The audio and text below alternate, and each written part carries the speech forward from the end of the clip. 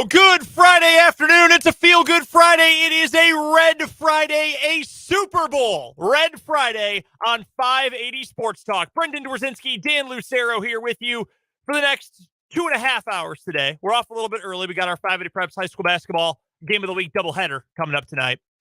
5:30 pregame, 5:45 tip. So between now and 5:30, we've got our final thoughts on Super Bowl 57, the Philadelphia Eagles versus the Kansas City Chiefs. Will the Eagles pick up their second Super Bowl win in 6 years, or will it be the Chiefs with their second in the course of just 4 years? It should be a blast of a show. We would love for you to be a part of it today. The Big O Tires text line is wide open, 785-272-9429. You can also comment on YouTube. Sports on 580 WIBW is our YouTube channel. The commentariat already jumping in. Good to see everybody in the comment section on the text line. Appreciate you listening on the Sports Voice of Kansas on our website, 580WIBW.com, and via YouTube as well.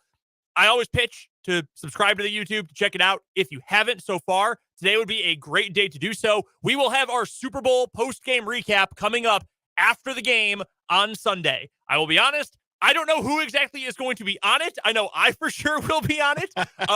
We work with two people who are lifelong Chiefs fans, so depending on how good or how bad the game goes, they might not be able to join us. Yeah. So they might not be able to join us if the Chiefs win or if the Chiefs lose. It does not depend on result. It depends on result and some other factors. Right. Like, best case scenario for a full crew for the post-game show is probably a blowout win. Because then it's like, oh, yeah, we got done all the partying in like the third quarter. Like, yeah, right. we're good. We're ready to go. But no, we will have our post-game recap video on YouTube coming up right after the game on Sunday night. There will be some combination of us from the Sports on 580 crew who will be live recapping the show. Can't wait to talk to you then. So subscribe to the YouTube now. And of course, you'll be able to listen to Super Bowl 57, the national radio broadcast with the great Kevin Harlan right here via Westwood One on 580 WIBW coming up on Sunday. What a weekend it is going to be. We'll get you our keys to the game and our big Chief picks coming up here in just a moment. We'll also talk to Matt Derrick later on this hour, our Herman's Meat and Smokehouse Chiefs insider from ChiefsDigest.com. Talk about what it's been like down in Glendale. Talk about his pick for the Super Bowl and all the big storylines going into the game. We've got our favorite prop bets for the Super Bowl. We did our same game parlays yesterday, so we're doing a prop bet contest with Jake and Fulton from Mic'd Up, see who hits the most of them. We'll get to some of the goofy ones here, too. We've got our actual ones for competing head-to-head. We'll get some fun ones in here, too. You can't bet the Gatorade color and the coin toss and stuff in Kansas. We'll find them. You can find them elsewhere, and we're going to get to a few of those coming up later on today as well. We'll, of course, get to what is wrong with you after I head out for basketball. Dan will get you a preview of everything else that's to come this weekend. We've got KU at OU, noon tomorrow. We've got K-State, Texas Tech, evening tomorrow. Lots of other Big 12 basketball, at least one ranked showdown in college basketball on Saturday outside of the Big 12. And then on Sunday, we, of course, have the biggest game. Team Rough versus Team Fluff in Puppy Bowl 19. Can't believe it's 19 years of that already. They started when I was in college. That's wild. It's wildly popular. It really is. Yes, it is. And, of course, we'll get you some 580 Sports Talk headlines heading into the sports weekend as well. K-State fans breathing a sigh of relief this morning after some fears yesterday that maybe, favorite son Colin Klein was headed out of town, but he's going to be back. That's a big headline for today. We'll talk about all that and more over the course of the show today. And again, Big O Tires text line is open, 785-272-9429. Comment section on YouTube open as well. Sports on 580 WIBW is our channel. With that, it's time. Finally, 2 weeks of buildup. We have hit the final weekday, the final show day before Super Bowl 57. Let's get to our Chiefs keys to the game for Chiefs versus Eagles on Super Bowl Sunday. I will have you go first because I think your keys kind of bleed into what mine are, and I think that's a natural progression of it. So I will leave the floor to you first. What is your first key to Super Bowl 57? Fitting that I go first because I think it's about the Chiefs going first, getting off first, and throwing the first punch in this game. Because the one thing that the Philadelphia Eagles have been so good at doing throughout the year is playing games on their terms. And you get to do that when you play from the front. We talked about the number yesterday, what the Eagles have done when they have a halftime lead relative to when they do not. They believe they are 16-1 with a halftime lead 16-1, then 0-3 or 0-4, 0-2 when they do not have a halftime lead. So the Eagles like to be able to dictate the terms of the game. When they get ahead, that means they know the other team has to pass and their pass rush can eat. When they get a lead and the clock is on their side, they can run the ball, get behind their mammoth offensive line and get push and take 5, 6, 7-yard chunks at a time and play keep away. That's really important to the Eagles' success. And they've been able to do that for the better part of this season because they have been so much better than their opponents that they've been able to put games away like that. So I think it's really important for the Chiefs to jump out to an early lead or at the very least keep pace. Certainly, I think Mahomes and company are capable of a second half comeback, but if it comes to that, but I think the best version of this game for the Chiefs and the best way that it can turn out for the Chiefs is if they are able to score on the opening drive, if they are able to go out to a 7-0 lead or a 7-3 lead or a 10-7 lead or a 17-7 lead. If the Chiefs are able then to dictate the terms of the game, where it's the Chiefs pass rushers who know the other team has to throw and can pin their ears back and rush Jalen Hurts accordingly and eliminate largely the threat of the Eagles crushing the clock and bleeding time with their running game in the second half. The Chiefs taking an early lead would be a major, major advantage to them in this game. And that's why I think it's of primary importance. They get on the field, they score on that first drive, which they are usually so good at doing, especially when Andy Reid has had 2 weeks to come up with what he's going to throw out there on the opening drive. Getting the early lead is going to be massive in this game for the Chiefs, I think. I agree with you 100% on that. And that brings me to my first key. And I think you phrased it really well in a general way to say control the terms of the game, because my key is you want to control the pace of the game. You want to control how this game is played out, how fast it goes, how slow it goes, etc. A lot of times when you hear the word analytics, well, one, people freak out about it and get your math out of my football. But in reality, analytics more than anything, that word sounds like something that it really isn't to a degree. What it really is controlling as many variables as possible, or alternately eliminating as many variables as possible. It is trying to do things so that less is left up to chance. You know, the punting one in fourth quarters and on fourth down, that always comes up a lot. That's a great example of it. Well, why would you punt here? Well, if you give it away, sure, you might get it back and you might have better field position, but also the other team gets a couple first downs, you might never get the ball. That's an extra variable you want to get rid of. If you keep it, then you can if you are going to score or not going to score, it's all on your terms. That's an example of trying to control the variables as much as possible and eliminate other variables like the other team's successes. Same thing here. I think the same kind of concept applies when I say control the pace of the game. You're trying to eliminate the variable of the Eagles' offensive success. If the Chiefs go up even 10-7, they're up by any amount to start the second half. And I think leading at halftime here, we went through the trends earlier in this week, that is going to be absolutely massive because we have proof from this season the Eagles are not very good when they are playing from behind and they become more one-dimensional. I'm not saying that the Chiefs need to go on 4 8+ minute touchdown drives. They need to have 40 minutes of time of possession in this game. That probably means they're going to win if that does happen. Yeah. But I don't think that's a necessity to win this game.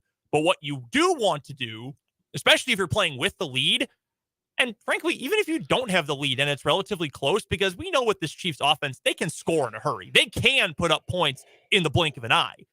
But if you're dominating with the mid-range passing game, the middle of the field, the intermediate game, if you will, if you're finding some selective success with the ground game, and you do eat up 6 minutes off the start of the third quarter clock, and you end up by 10 or up by 14 or something like that, well, that's several less minutes that the Eagles then can't rely necessarily on their running game, at least not to that same degree. The passing game, incomplete passes, stop the clock, spikes, out of bounds, whatever. It's easier to stop the clock, and you obviously more readily can move the ball in big chunks. The running game, even with a team like the Eagles that gets explosive plays on the ground, it still takes time to set that up.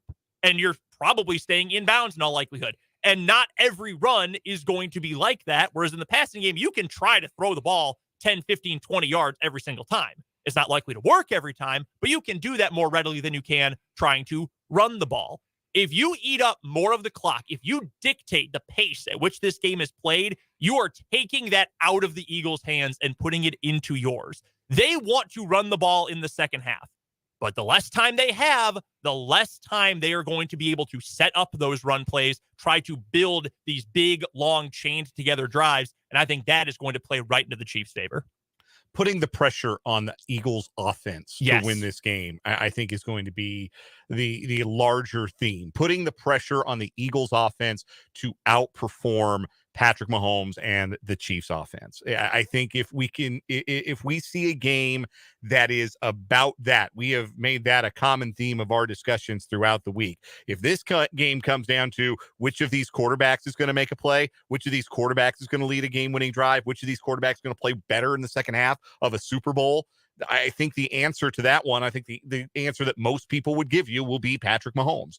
So if the Chiefs can do that, they're going to put themselves in the best possible position to win this game. And so that goes to my second point. When you talk about putting pressure on the Eagles offense, there's the intangible pressure of having to come back in a game or having to put together a scoring drive in a must-score spot late in the game.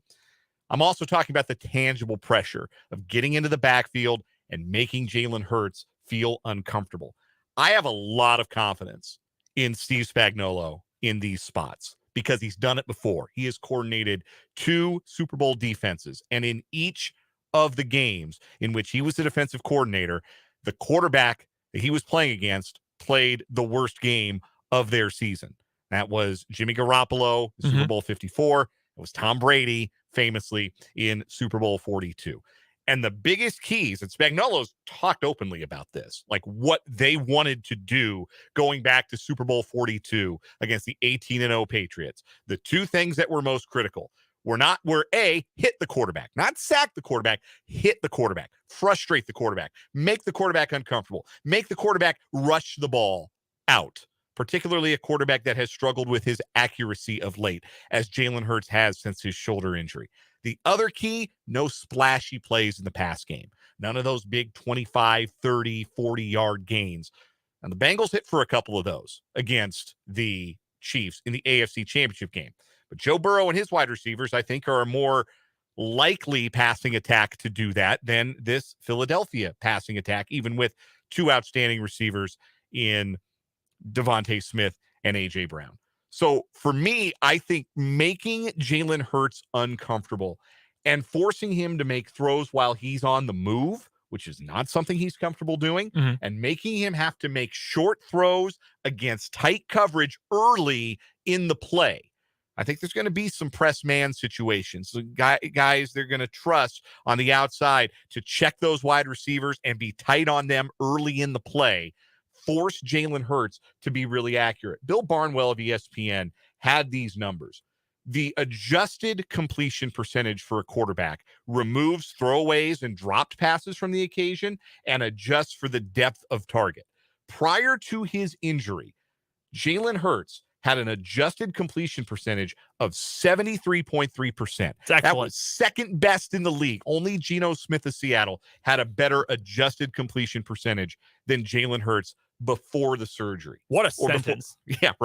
Before the injury. That's comeback player of the year, Geno Smith to you. That's right. Since Hurts returned from his injury, his adjusted completion percentage is down below 60%. Just barely, but it's below 60% at 59.9.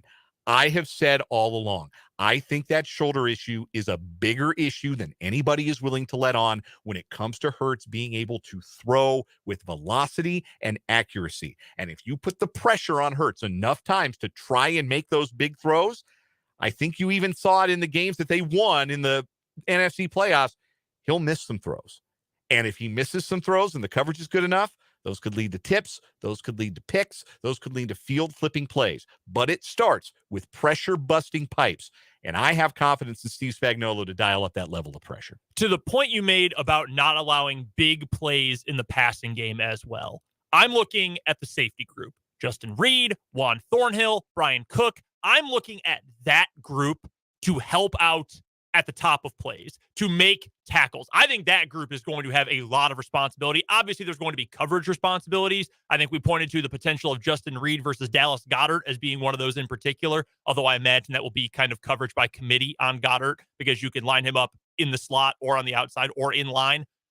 But on plays when the Eagles try to get the ball out quickly, if they know that the true over-the-top stuff might not be there, or there might be issues because the Chiefs are generating more pressure more quickly, Hurts' shoulder is not working out as well as he had hoped, whatever the reason might be, you cannot allow Devontae Smith and you cannot allow A.J. Brown to break a short catch into a big gain. You can't allow an 8-yard completion to become an 18-yard completion. And that has become a strength of the Chiefs defense as this season has gone on. I don't think you would have called it a strength even past the midway point, but it was certainly a strength in the AFC Championship game. This is a team that I think, a secondary in particular, that I think has gotten better at tackling and played more physical as this season has gone on. Yep, I'm right there with you. And I think that group not allowing those big plays, if Hurts beats you because he's on the run, he gets rid of it, or there's pressure in his face and he just whips it out real quick and has to get it to someone, fine, completed the pass. Good job standing in, absorbing the hit, getting rid of it. Don't allow him to get extra credit on those completions. Do not allow the Eagles to do anything more than catch ball, go down. If you can make that happen and you can just continually frustrate the Eagles, especially to our first two keys, if they're playing from behind, you know what that leads to? More pass plays for a quarterback who's struggling, not to go full, John Heisman, Pop Warner here, but there are three things that can happen when you throw the ball, and two of them are bad. And generally, you want to throw the ball to move in big chunks, but that's not been the best part of the Eagles game. If you want to talk pass defense, rush offense, pass offense has been the worst of the four things for the Eagles in the last 3 weeks, ever since Jalen Hurts came back. 4 weeks, technically. My second key is very similar to yours. I'm just going to bring it down to a more specific level. We brought up that quote from Brett Coleman on Twitter yesterday about how he thinks Steve Spagnuolo is going to blitz a lot and try to get home with extra rushers a lot on Jalen Hurts. And I've gone from, that's an interesting thought, and I can build on that, to, no, you're right, send a house. Play 9-year-old playing Madden 2003, engage 8, send pressure, especially early in the game when the Eagles do trend more toward passing the ball more. We've talked about those splits a lot. They like to throw it more in the first half, get the lead, run it in the second half to be that anaconda, to squeeze the life out of you. Well, if you know there are going to be more dropbacks, take those risks. Right now, if you just say in a vacuum, not super heavy blitzing, total averages across the board, what is the realistic likelihood that Jalen Hurts on his own, being the quarterback, is going to beat you if you're the Kansas City Chiefs? Fairly low? Like, he's got help around him, but sure. If you say, go make a play and win us the game, I'd be comfortable with that if I was the Chiefs, especially given the shoulder issue. Mm-hmm. Not that he's not capable, but maybe less capable than Patrick Mahomes, for instance. Right. Or even the quarterback he faced 2 weeks ago in Joe Burrow, a guy like that. Yeah. And maybe this is different if he was fully healthy, but we know for a fact he is not. So if you know your chances of forcing an incompletion, forcing a turnover on downs, or a punt situation, or a turnover is higher if you send extra pressure and make sure you can beat that great offensive line, because you're bringing slot corner blitz from L'Jarius Sneed. You're bringing an overloaded right side blitz with Leo Chanel coming from the second level in the linebacker core. If you know you can generate that pressure, I'm willing to gamble with the risk of allowing a big play in that situation, because I think more often than not, it's going to work. The Eagles want to do pass first, run second. Make them pass first and pass second. Make them have to keep going to the air so you avoid, again, taking away a variable, so you avoid allowing them to do what they're the best at. They like to do RPO a lot. They like to the run pass option stuff. And naturally, you got a very athletic quarterback. The Chiefs like to run RPO stuff too. But the Eagles really like to run RPO, particularly early in games, try and maybe slow down those blitzes. Yep. But if you're blitzing into the window of an RPO, that play takes a little longer to develop.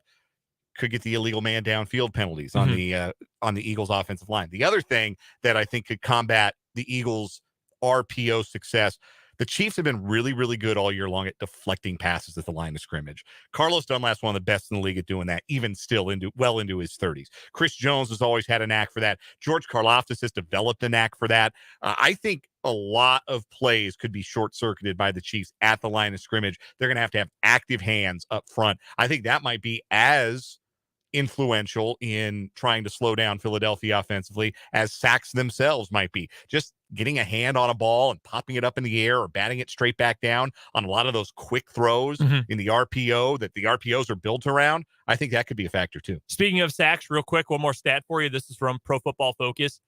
Jalen Hurts had the 21% of the time, 20.9% of the time he was pressured, it turned into a sack. That was the 7th highest mark of full-time quarterbacks in the NFL this year. So you're looking at about 27 teams or so when you're talking full-time quarterback.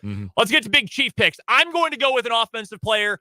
I am going to go with Travis Kelce because we essentially made a rule this year you can't go with Patrick Mahomes. So I'm going to go with Travis Kelce. I don't know if you saw this from Field Yates earlier in the week about Travis Kelce's stats for his postseason career. He has played 17 games in the playoffs in his career, which is a full NFL regular season.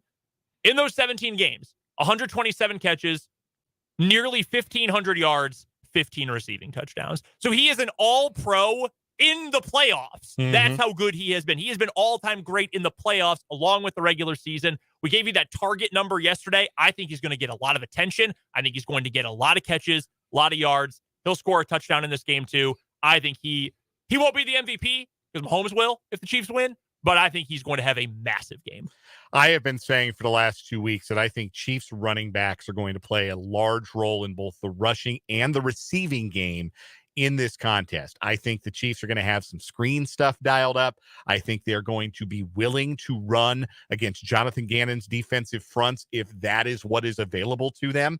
And so while I'm not picking mine to win the MVP either, unlike his agent, my big Chief is Isaiah Pacheco. I think there's going to be a large role for Pacheco in this game as a pass catcher, as somebody who can catch out of the backfield if the Eagles do win up front with a 4 or 5 man rush. And I think by the end of the night, Isaiah Pacheco will have a significant number of total yards from scrimmage. I think he's going to be a big factor in this game. Last time the Chiefs won the Super Bowl 54, their starting running back, huge game. I still think should have been the MVP of that game for the Kansas City Chiefs, the run to immortality for Damian Williams. Matt in the YouTube comments says he's got Chris Jones as his big Chief. I thought about Chris Jones too. If he plays in this game like he did against the Bengals, one, that would be the best defensive performance of any player at any position all year based on who he's playing against. But yeah, I think he would absolutely earn credit toward being the MVP of the Super Bowl and also certainly the big Chief. What's your pick? It's finally that time. It's finally that time. I've been leaning Chiefs all week. I see this game a lot like Super Bowl 54, where I think it's going to be close for 4 quarters. I think in the fourth quarter, it's going to be Mahomes leading scoring drives. I think it's going to be the Eagles who are going to have trouble finishing drives as the game goes along. I also think that there's going to be at least one critical 4th down stop for the Chiefs defense, because I don't believe Nick Sirianni came to the Super Bowl to kick field goals or punt. So I think 4th down, if we'd had a third key, would have been Chiefs need to win 3rd down. I think there will be a critical 4th down stop at some point in the second half. I am going with the Chiefs by a touchdown, 31-24. That is the Chiefs on the money line, the Chiefs to cover the 1.5 spread, and over 50.5 total points. I've got those same benchmarks as you do. I think the Chiefs win outright. I think they cover that spread, obviously, because they're underdogs, and I think they'll go over as well. I've got a closer deficit for mine. I've got 30-27. I think this game ends with the Chiefs defense on the field making a play. I think maybe they'll kneel it out after a 4th down turnover or what have you, but I think this game will come down to the Chiefs making a stop defensively, preserving that lead, whether they got it with a touchdown, a field goal, whatever. I think it will be close. I think the Chiefs will be able to dictate the tempo enough that they can come away with the victory. and they end up with their second Super Bowl championship in the last 4 years. We would love to get your picks for Super Bowl 57 right now and throughout the show. You can comment on YouTube. Sports on 580 WIBW is the channel. You can also, of course, send them in on the Big O Tires text line. That number is 785-272-9429. We'll talk to Matt Derrick coming up in just under 10 minutes. Right now, we'll take a quick break. We'll play Change My Mind next on 580 Sports Talk.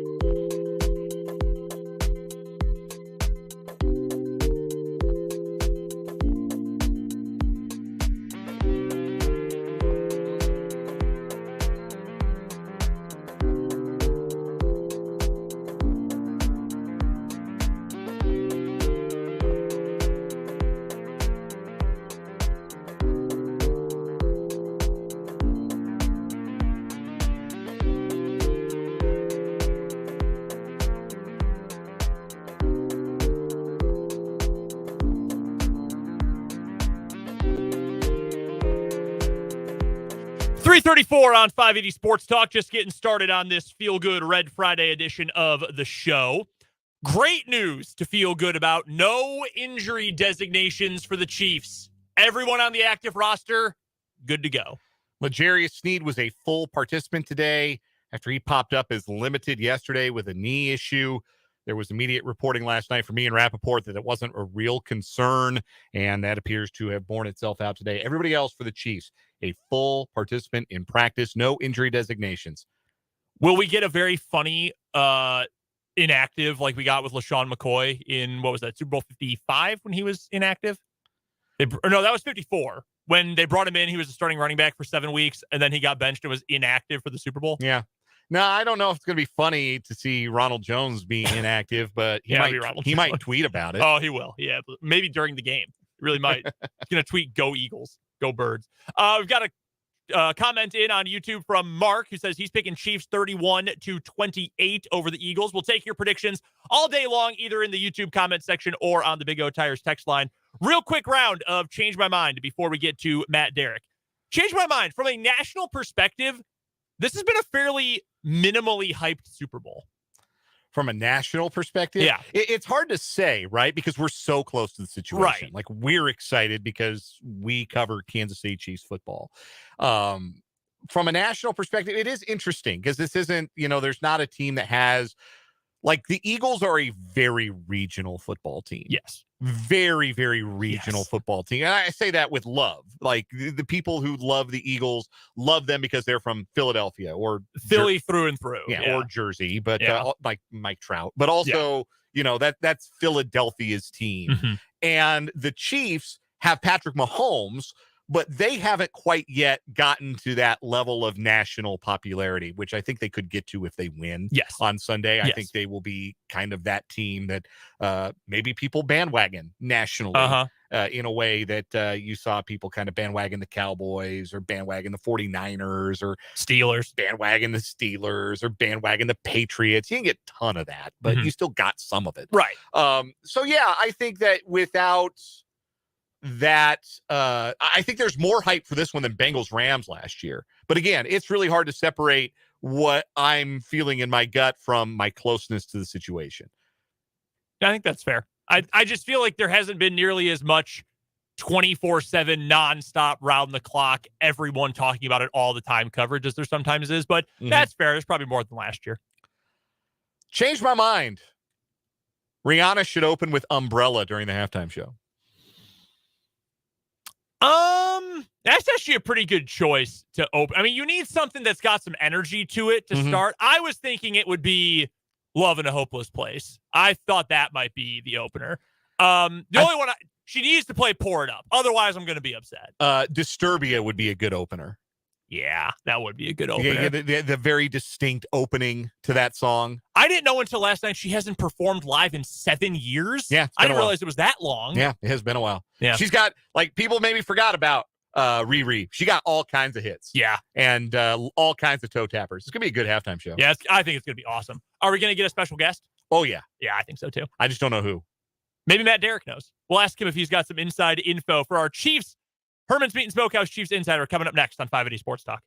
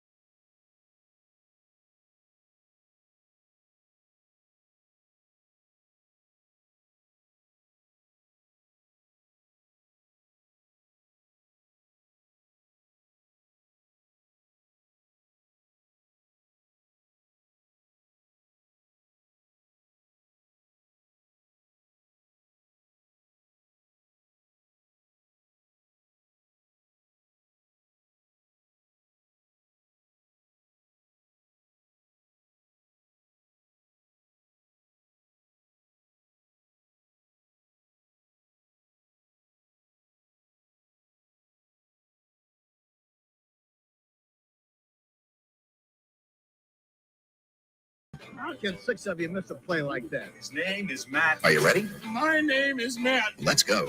Let's go not to Kansas City, but to Glendale, Arizona, where we connect with our good friend Matt Derrick from ChiefsDigest.com. It's our Herman's Meat and Smokehouse Chiefs Insider on this Red Friday. You can find Matt on Twitter at Matt Derrick, and of course, you can check out all of his phenomenal work covering the Kansas City Chiefs at ChiefsDigest.com. Matt, how are you enjoying the desert? I am enjoying the desert quite much. I get the lifestyle. I technically not in Glendale. I have not even been to Glendale. I think right now I'm in Phoenix. I'm getting ready to head to Scottsdale, where I've spent a lot of time with the Chiefs over the last few days. It's a big place. It's hot. Well, it's warm. It's not hot. It's great. I mean, I would not want to be here in July, but it's pretty fantastic right now. Have you decided to climb Camelback? No, I don't think that anything involving the word climbing should be in my lexicon.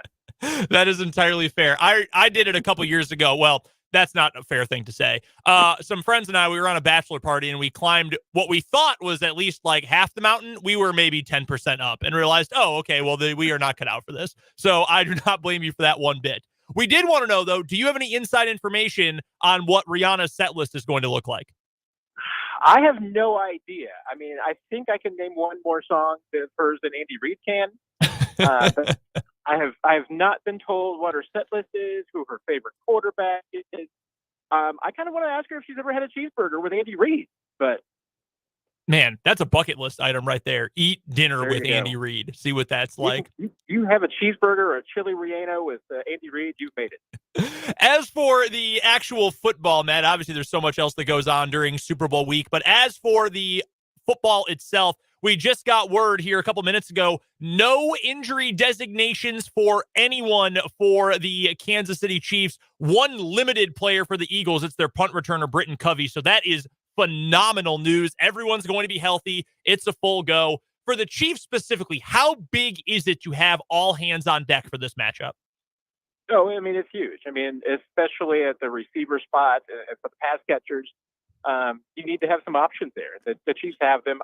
There were some guys banged up. There's no doubt about it. They're not 100%, but the fact that there's no doubt they're going to play is a good sign. I mean that they're at least going to be able to go out there and do what the Chiefs need them to do. I mean, Andy Reid's not going to put anybody in the lineup that can only play halfway. I mean, McCole Hardman could gut it out this week, but that's not what you need from McCole. So it's a great sign for the Chiefs. Kind of what I expected. The only wrinkle was, with L'Jarius Sneed, but he was a full participant today, so everybody was full go. I mean, there was nobody that the Chiefs were backing off, and that's a pretty big deal. Patrick Mahomes won his second MVP last night. He has been a man on a mission for weeks now, and even with the high ankle sprain, he has been playing some of the best football of his life. I'm not asking how prepared is he in the sense that is he ready for the big stage, because that is a very obvious answer that we've known for many years, but how prepared do you think Patrick Mahomes is for this particular moment to go out there to play in this game and to essentially put himself in the untouchable category for the rest of NFL history if he wins a second ring? Yeah, good question, and I think it's a fair question, and I think that, a good answer is to say he's certainly more prepared than he was 2 years ago. That was a game that, I think in retrospect, we expected too much for the Chiefs to win against Tampa Bay. There were a lot of obstacles against them with the injuries and where they were, especially with the offensive line. And to ask, a injured Mahomes to try and win that game on one leg by himself was too much to do. He's not going to be asked to do that this game. I mean, there's a lot on his shoulders and on his ankle, no doubt. But he's not going to be asked to do that. So he's in a better situation. And I think he's a better, smarter player than he was 2 years ago. And I'll tell you, I mean, I think even hungrier. He's kind of alluded to the fact that, that not winning the Super Bowl for a couple of years and, not being considered really for MVP. I mean, even though he cares about MVP. It's nice. It's cool. It's more of a means to an end, but he's hungry. He's just, really talking about how the fact that, hey, you know what? Not going 2 years without a Super Bowl really stinks. And that's kind of the competitive guy that he is, So I do. I mean, I think he's ready for it. I think, you got to have an edge. And I think that all these guys right now have an edge. Our guest is Matt Derrick from ChiefsDigest.com. He is our Herman's Meat and Smokehouse Chiefs insider and joins us every Friday at this time here on 580 Sports Talk, joining from somewhere in the greater Phoenix metropolitan area, talking to us about Super Bowl 57. Matt, in your mind, what is the most underrated factor or storyline heading into this game? Something that you see for either team maybe as a potential advantage or disadvantage that you think is being underreported, underdiscussed? Good question, because I think there's a lot of them. And, and I guess the eye of the beholder. I mean, the one question that I have about this game that I do not have an answer to is how healthy is Jalen Hurts? I don't know. And, they've had the Chiefs, their ankles rather, have not been very transparent with it. And there's a lot of questions about him and his arm strength. And I think a big part of this game is going to be, decided by just how healthy is Jalen Hurts actually. But I think that of all the matchups this week that I've heard about that I think has just been dissected the wrong way and people are just coming down on the wrong side of the fence, is that I think that the Chiefs offensive line is up to this challenge. There's no doubt. I mean, I think that outside of Hassan Reddick, I think that the Eagles' teeth is in the middle, and that's what the teeth of the Chiefs offense is. I think that they're going to be able to handle it. I think they're going to have a plan for Reddick. The Chiefs have this season, especially in the AFC West, they've gone up against consistent pass rushers, and they've stood up and they've been playing pretty well of late. So I don't think this is going to be a game that's going to be decided by the Eagles' pass rush. I think the Chiefs' offensive line is going to win that battle. What do you think a winning game plan for the Chiefs offense looks like? If they're holding the Lombardi Trophy on Sunday night, what are the things that you think that Andy Reid and Patrick Mahomes and all of those skill guys and that offensive line are able to execute in order to put enough points on the board in the matchup?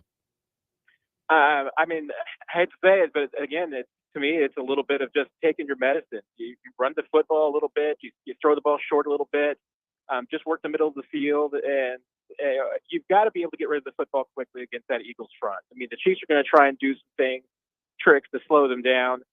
To me, 85% of the game plan should really just be talking about trying to move the ball in small chunks.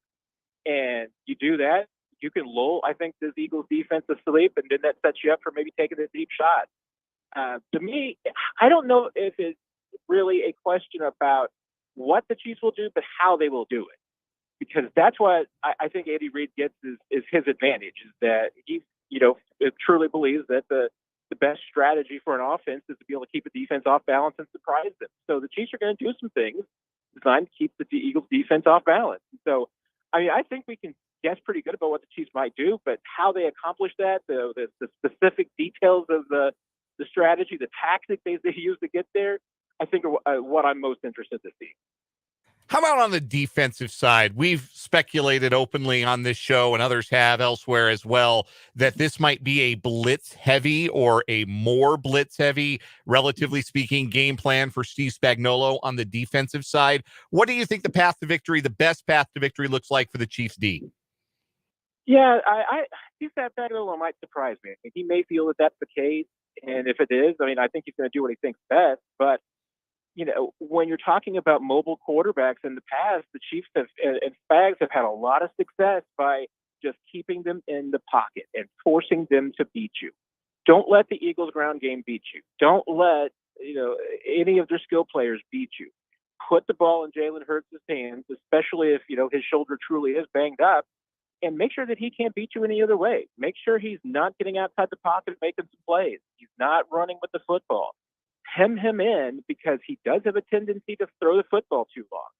If you're able to bottle him into the pocket, rushing forward, he's not going to have anybody open. He's going to hold on to the football, and your end should be able to get there. Some of these guys should be able to get there and make some plays. And if you're able to create turnovers, that's you're going to win this game. Spags likes to blitz, so it would not surprise me if he pulls it out, especially on third down. But we've seen it before with Lamar Jackson and Kyler Murray and all those types. He really loves to try and just keep them in the pocket and go after them that way. We're chatting with Matt Derrick from ChiefsDigest.com. It's our Herman's Meat and Smokehouse Chiefs Insider on 580 Sports Talk. Matt joins us every Friday, bottom of the 3 o'clock hour for our Chiefs Insider. You can find his tremendous work covering the Chiefs at ChiefsDigest.com, and you can find him on Twitter at Matt Derrick.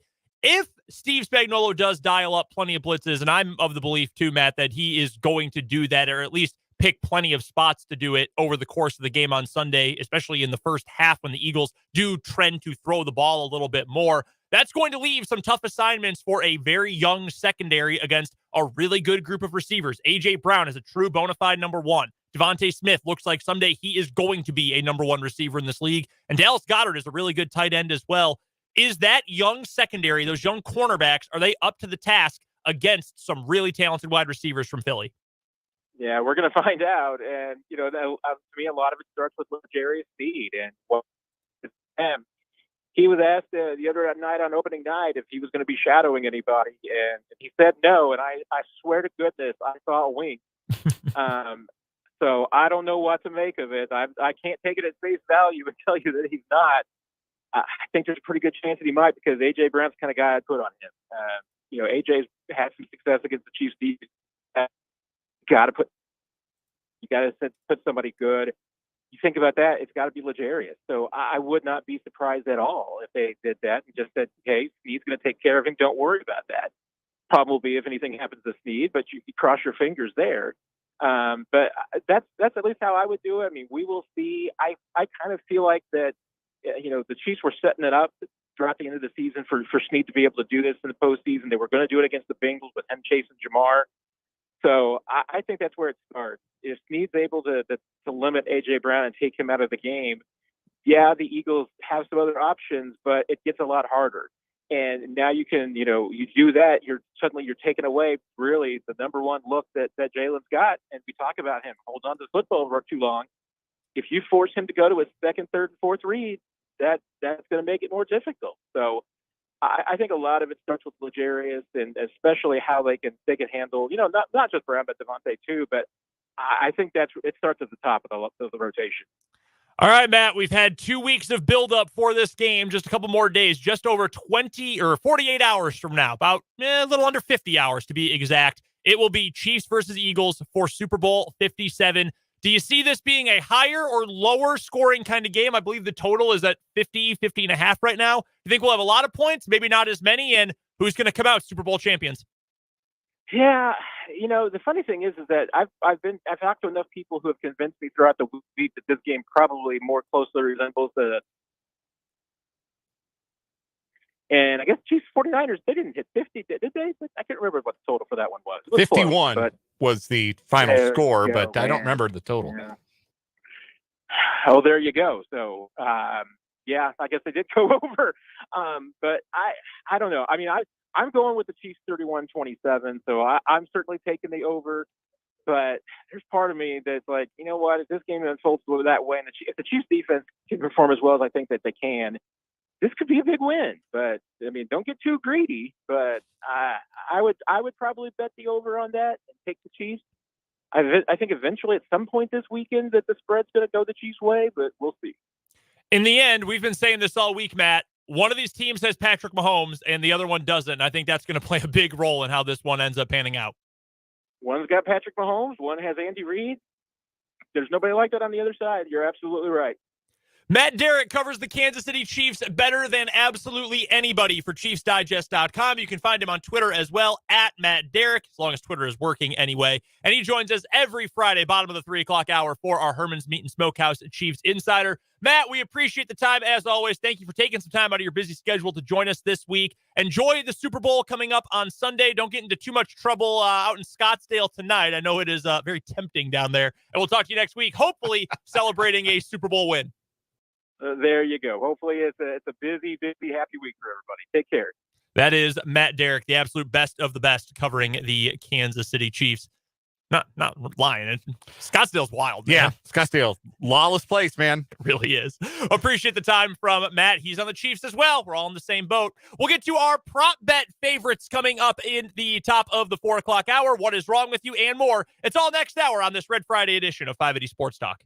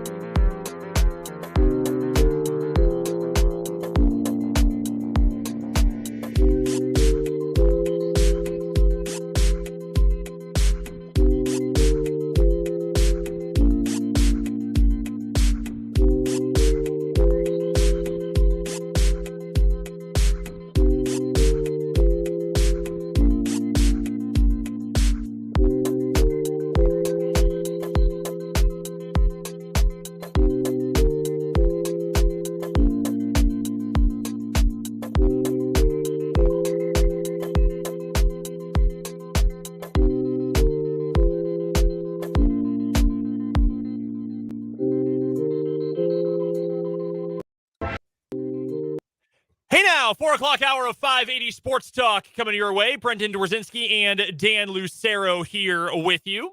Thank you so much for joining us for this Red Friday afternoon, the final weekday, final Friday, final 580 Sports Talk before Super Bowl 57. You can, of course, listen to the game, the national broadcast on Westwood One, right here on 580 WIBW. That is coming up on Sunday this week. Kevin Harlan on the call, along with the rest of the Westwood 1A crew. Great broadcast crew. I love Kevin Harlan. I don't know who doesn't love Kevin Harlan. He might be better on the radio than he is on TV, which is amazing because he's so good on TV. Can we spare a moment to talk about how spoiled Chiefs fans have been for the last 3 decades to go from Kevin Harlan to Mitch Holthus as their radio broadcasters? Yeah, it's pretty incredible. That's unbelievable. What a run of success. That's pretty darn fantastic. It'll be fun to listen on Sunday. Of course, the game will be televised on the Fox network. 5:30 kickoff. Pregame coverage, I believe, has already started. I think it started yesterday, in fact. Yeah. It's Fox. So, yeah, they got somebody from like So You Think You Can Dance interviewing. Is that still on? Interviewing former Eagle and subject of the Disney film Invincible, Vince Papale. That show is still on, huh? Looks like it is. I was thinking like we'd get some Masked Singer crossover. Yeah. Ken Jeong, I'm sure, is there. I don't know who else is a host on that show. Jenny McCarthy, maybe? I don't. Is she popping in these streets? She's had some controversial opinions, Jenny McCarthy. Yeah, but also she's is still Jenny McCarthy. Yeah, she is on that show. Oh, how about that? Yeah, I legit did not know. This is this show is hosted by Nick Cannon. Yes, with the panel of you want to talk about other problematic people. Robin Thicke is also on the panel. Wow, Jenny McCarthy, Ken Jeong, and Nicole Scherzinger. Amazing. Wow, Louis C.K. wasn't available. Yeah, right. What's Chappelle doing these days? Unbelievable. Yeah, so pregame coverage will begin early in the morning on Fox. Kickoff at 5:30. Game will end somewhere 8:30, 9 o'clock. And again, for the best post-game coverage, yeah, you can watch, Terry Bradshaw mumble his way through half an hour of talking to Andy Reid and Brett Veach, or you can head to our YouTube channel, Sports on 580 WIBW, and we'll have our live post-game instant reaction show coming up after the game on Sunday. YouTube comments will be open, so you can jump in and have a blast with us as we recap Super Bowl 57. Hopefully, some positives from Super Bowl 57 at the very least. That's coming up on Sunday. Coming up this hour here on 580 Sports Talk, we'll get to our favorite prop bets for the Super Bowl coming up here in just a minute. We've got our official props you can actually bet on in the state of Kansas, but we've also got some other fun ones as well. Mm-hmm. The real goofy ones that in Kansas you can't bet on. Again, we talked about this the other day because like regular Joes can kind of influence them. So we can't bet on those legally, but we've got the numbers. There are sources to find those kinds of things. So we'll get you our favorite Super Bowl props here in just a moment. We've also got today's What Is Wrong With You. We'll find our weekly champion in the event.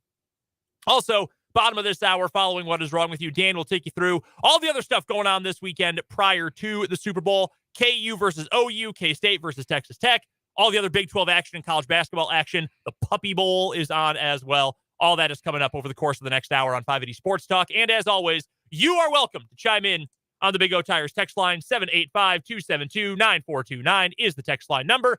And additionally, you can hop into the YouTube comment section as well. Our channel, Sports on 580 WIBW. Speaking of prop bets, we have a great comment here from Matt in the YouTube comments, who asks, do you think the Chiefs-Eagles game could end up as one of those mathematical anomalies? Sorry, can't remember the actual term for it. Matt, you are looking for scorigami. Matt says that could be a prop bet. Matt, it could. It is. It is. Our friends in FanDuel offer the Will There Be a Scorigami bet, unique final score in NFL history. For those who are unfamiliar with the term, like origami is delicately folded paper into something unique and new. Scorigami is a final score that had never happened in NFL history. For example, when the Seattle Seahawks beat the Denver Broncos 43-8 in Super Bowl 48, that was a scorigami because there had never been an NFL game, regular season or playoff, to end with that final score. So yes, you can bet on whether or not there will be a scoregami in Super Bowl 57. Yes is plus 1,800. No is minus 8,000. I haven't looked at what the updated scoregami chart says, like what the most likely potential score is. There's a lot that's still out there. There's a lot that's still available, but it's, I would say it will be challenging to actually record one, but I don't know. Plus 1,800 is not too bad in terms of value. You know, there's don't think there's ever been there can't be a tie. Like 18-9, maybe. That's pretty low scoring. 36-23. How is that? Seems like a score we would have had at some point. Yeah, no kidding. Like 29-12. Okay. That would be weird. Yes, it would. That would be very weird. 32-26. Yeah, that's we've never had a 32-26. No. That's odd. 30, yeah, you said 36-23, also 36-29. Very odd. So yeah, it's possible. That's not bad value. Yeah. Weird things happen in the Super Bowl. Teams get tight, teams act different. It's certainly possible out there. I was also going to ask before we get to our props, what's the spread going to look like at Lucero Manor? The spread, we're going to do potentially some wings. We're going to have some ham sliders. We're going to have some queso dip. And some other things that are still a work in progress. That is what we have confirmed. I just had to eject a fan from the studio. Yeah. Jake was streaking back here or something. Yeah, we're doing wings. We're doing spinach artichoke dip. Abby said, do you think, can I make that? I said, yes, of course. You do not have to ask me to make food. You can make anything. Make anything you want. She asked if there was anything else specifically I wanted. And I said, I will eat anything you want to make. I think we might be doing a 7-layer dip. I don't remember if we agreed on that or not. We're going to get some pretzel bites. My favorite, like, junk, this is so bad for you and way overpriced in the freezer section food is bagel bites. I requested a box of those because I could throw down 100 of them. Oh, they are so good. So, yeah, we're going to be vegging out all day. Did you take bagel bites in the Super Bowl snack draft, or was it pizza rolls? I think it was pizza rolls. It was probably pizza rolls. I do love pizza rolls. Longtime listeners will recall 5 years ago, we did a Super Bowl snack draft, and our then producer, Britt Zweiger, ended up with vodka and poppy seed bread and fried pickles, and we made fun of him mercilessly, and we still do. The other day was the anniversary of it. Yeah. And, yeah, we ragged him for it all over again. Oh my God, that's one of the funniest days in the history of this program. It really, by far. Really. Yeah, low key, little tip for you if you can find it because they sell out quickly. Understandably, wings at Dillon's surprisingly good, like really good. Yeah, that's where I usually buy them. Yeah, ooh, tasty. Vance chimes in on YouTube, says bacon wrapped little smokies. That sounds good. Yeah, that's solid choice. That sounds delicious. Yeah, let us know your Super Bowl spread as well. Give us a pick and your favorite item from your Super Bowl spread, either in the YouTube comments or on the Big O Tires text line. All right, let's get to some prop bets. We will start with the ones we are going to put together and have go head-to-head against the props from Mic'd Up. We will recap these on Monday. You do not need to keep track of them yourselves. We will do the keeping track for you. And then when Dan and I inevitably win, we will gloat about it coming up on Monday's show. Yes, correct. All right, we'll just go back and forth with the props we have. My first one, I've got one that's Eagles based here. I am surprised this is the value it has. Boston Scott and Kenneth Gainwell, so running backs 2 and 3 for the Eagles, combined for 40 plus rushing yards. That's plus 150. I think I might just bet that on its own, to be honest with you. That's available at FanDuel. I think I might just bet that as a single. I like that one a lot. The Eagles, they like to get a lot of guys involved. There have not been a ton of games this year in which it's just one guy who shoulders the load entirely. They'll use mostly Miles Sanders as their lead back, but Gainwell has actually played really well as of late. They like to get Boston Scott in the mix. Jalen Hurts is going to do some running himself, obviously. They'll probably try some option stuff, I would guess. So I actually like that number a lot. 40 plus combined yards for Scott and Gainwell. That seems low. That does seem low. I've got the under on total yardage from scrimmage in this game. The number is 739.5. Neither of the playoff games won by the Chiefs or the Eagles to this point has gone over that number or all that close.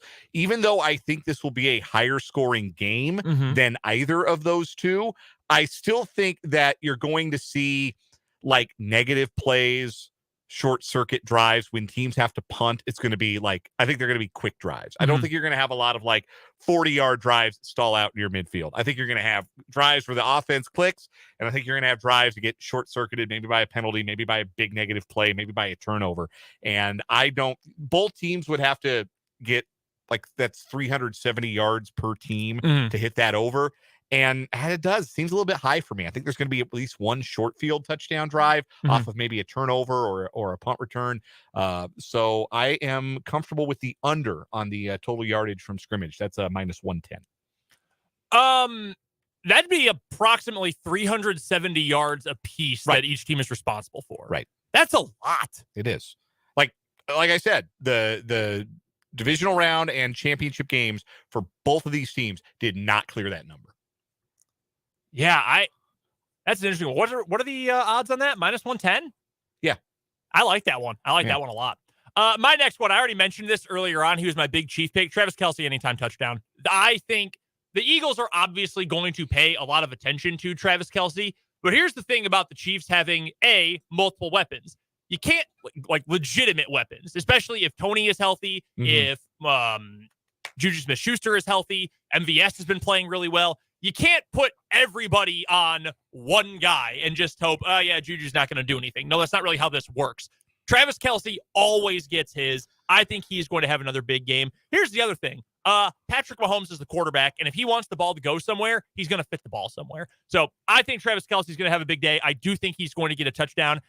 Wasn't confident enough to pull the trigger on first touchdown scorer, but I think Kelce does end up with a TD.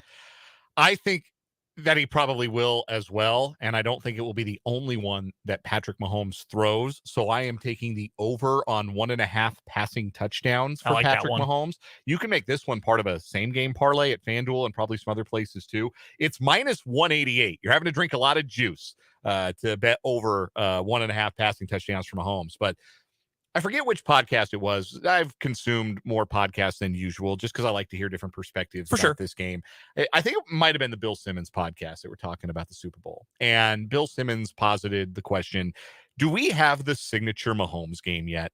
Like, we're 5 years in, and Mahomes has all of the personal accolades that you can win. He's won everything you can win. He's won a Super Bowl. He's won a Super Bowl MVP. He's won the 2 MVPs.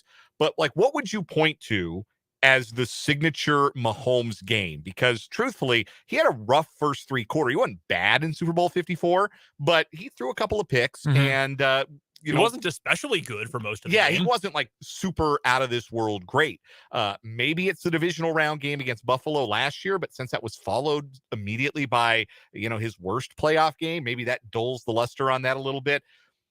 This feels, and I listened to Mitch Holthus tell us about how ready Mahomes is for this moment and got goosebumps listening to his conversation with us yesterday. If you missed that, it's on our podcast page, 580wibw.com, from the third hour yesterday. It's always worth it to listen to Mitch if you didn't get to listen to Mitch. I just have a feeling that Mahomes is going to be awesome in this game. Win or lose, I think that Mahomes is going to be really, really outstanding and put up some numbers and throw more than 1.5 touchdowns. I am trying to think of what the signature game would be. I think it probably is that. I think it is the 13 seconds game. And it dulls it a little bit because of what happened the week after, but I still think that would be the game. I think of a lot of signature moments. Yeah, like the touchdown run against the Titans in the AFC title game. First one that came to mind. That would be one of them. The next game that comes to mind is actually a loss. It was the Rams game in 2018. Yeah, he put up the preposterous numbers in that game. He was really great in the 2018 AFC Championship game. Yeah, he didn't get to see the ball in overtime, and maybe if the Chiefs had won that toss and they go and score, maybe that's the one. But like there's not like that one obvious answer where like, okay, this is the Mahomes moment. Like he doesn't have, he doesn't have. I hate to compare to a guy who's not even a top 20 quarterback of all time, but like John Elway has the drive. Nice. Yeah, that's true. By the way, maybe that's for the off season. But yes, I am refining and sharpening I've lived away from Colorado long enough. I'm refining and sharpening my John Elway was not a top 20 quarterback of all time take. Yeah, we're making a bullet point list now of things / slanderous comments we will make during the offseason. Stuff to talk about May 13th when the Royals are already 7 games out of first in the Central. My next prop, total number of Chiefs touchdown scorers. This is something you can bet on. Over 2.5 is plus 100. It's even money. I'm going to take that. If I think the Chiefs are going to score 30 points, I think at least 3 different guys are going to end up scoring touchdowns to get to that point. So I'm going to go with the over there. I think Kelsey's going to get one. I told you yesterday when we did our no sweat same game parlays, I said I think Jerick McKinnon's going to get one. And I think some combination of Pacheco, Juju, Justin Watson. I don't know what the props are for, or the odds are for a Justin Watson anytime touchdown. That's one I would actually keep my eye on because I feel like that's a decent big risk play. I like one of the other tight ends to maybe score because I think we're going to see a lot of 3 tight end stuff in the red zone. And potentially, I think Kadarius Toney. I think Toney, if he is able to play 4 quarters, could have an impact in this game that is significant. Yeah. Again, another guy near the goal line, jet sweep stuff on the perimeter, stuff against the defense that wants to come fly up the field on you that I think could be really impactful. Next one for you. Tommy Townsend's shortest punt of the Hell night. yes. Hell yes. We got a punting prop, baby. Yes. So I think that Nick Sirianni is probably the most aggressive coach in the league when it comes to 4th downs. I said it earlier. I said it at the top when we were breaking down keys to the game. Nick Sirianni did not get all the way here to Super Bowl 57 to kick a bunch of field goals and punt the ball on 4th down. And I think that mentality is going to force Andy Reid into a similar mentality. I don't think you're going to see the Chiefs punt from plus territory unless it's like 4th and 25 from the 49, right? I don't think you're going to see a conservative Andy Reid in this game. So I think anywhere that Tommy Townsend would punt from would be a spot where he could just boom it. The shortest punt over 40.5 yards is even money. Shortest punt. Yeah, I like that one too. Man, 40.5. And that's not net punt. That's not net. That's gross yardage. Yeah, it's gross punt yardage. Yes. Yeah, I would take the over on that too. It's this kind of thing that makes me feel like I'm missing something. Like Tommy Townsend's got a huge leg. He was the all-pro punter. Yeah. Like he'd have to, for me, like, and he's not going to be punting like at the 38. No. Like, the Chiefs aren't going to turn into Iowa in the Super Bowl here. So, yeah, I think if he's punting from anywhere, it's going to be, minus territory, and he's going to let the big dog eat. Final one I've got for you. It's a simple one. I already told you I'm picking the Chiefs to win. Chiefs money line. Plus 104. Still plus money. Still plus money. You're giving me Patrick Mahomes and Andy Reid off a bye as an underdog. Give it to me every single time. I am genuinely surprised at this game because remember the AFC Championship game jumped the fence twice, right? Like the Chiefs opened as favorites in the AFC Championship game. And all the money went to the Bengals. So then the Bengals spent most of the week as the favorites. And then Saturday and Sunday was when it started to come back to the Chiefs. And by the time the game kicked off, the Chiefs were 2.5-point favorites in the game. They won by 3. Again, our friends in the desert are very good at this. This is why the house always wins. I have been waiting for the same thing to happen with this, even though the Eagles, I think, opened as favorites or it opened as a pick 'em in most places. I think pick 'em, yeah. A lot of the public money went to the Eagles. And then when some money came in on the Chiefs at +2 or +2.5, it went back down to 1.5 or 1, which is where it's been sitting pretty much since the middle of last week. I'm a little surprised it hasn't come back all the way to the Chiefs being favored, but I think that's I think similar to the AFC Championship game, people look at the Chiefs and see, well, this opponent has better players everywhere else. This opponent has maybe a 53-man roster talent advantage and is betting accordingly. I think there is something to the idea that the public does not believe in the Kansas City Chiefs. And to whatever extent the Chiefs need that for motivation, it's there. Unbelievable. Why would you give them that motivation? Your last one? My last one. What happens first? A Chiefs score or a Chiefs punt? Andy Reid off a bye? Yeah. They're not going to punt on their opening drive. That's plus value too, plus 108, that they put points on the board before they punt the ball. This is not, as far as I'm aware, something you can bet on. What are the odds that we see on that first drive? Because I think a score comes before a punt as well. What are the odds we see some sort of real chicanery? It was Rose Bowl, right? Remember that? We had the snow globe play earlier this year. I don't think we're getting that on the opening drive. Really? I don't know. Okay. I don't know where you can bet like when is there a trick play or whatever. Like we talked about yesterday, you can bet like how many players in the game will throw a pass. So maybe there's like a trick play pass and somebody else for the Chiefs throws it. But they went Rose Bowl right in the second quarter. They went, they ran the snow globe play in the second quarter. I don't think you'll see it on the opening drive. There is going to be something creative, something that breaks the internet. And as long as the Chiefs run it right and it goes for positive yardage, then we can all have fun with it. Really quickly, wanted to get to this from the YouTube comments. We've got a few entries in here for the spreads. You guys are going to have some delicious meals. Yeah, no kidding. All right, so this one in from Matt. He says pretzel bites and beer cheese for one of them. I love pretzel bites. Pretzel bites, prime. Yeah, absolutely. Big pretzel guy. Also adds smoked brisket nachos. That sounds wonderful. Ooh. My wife, big nachos fan. I'm a big brisket fan and a big nachos fan. I love brisket. Two great tastes that taste great together. We mentioned Vance already said bacon wrapped little smokies. Also said cream cheese stuffed shrimp poppers. That sounds exquisite. Interesting. And from Mark as well, for dessert, Snickers ice cream bars. Yes, phenomenal. Pigs in a blanket during the game. Chili con queso dip as well. I'm with for that. the game. That sounds wonderful. And now I'm hungry. Yeah, I'm also absolutely starving. Real quick, wanted to get to some of the goofy stuff here in the props. Number one, yes or no, will the opening kickoff be a touchback?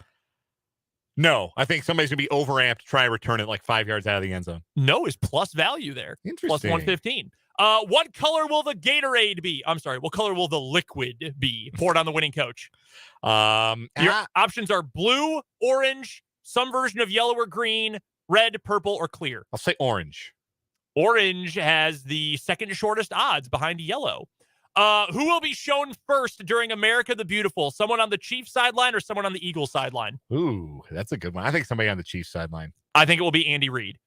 There is an online offshore sports book where you can bet if Andy Reid will be dunked in barbecue sauce after the game. I would not bet on that. No, you are an idiot if you do that. I apologize, but you are an idiot. Finally, heads or tails?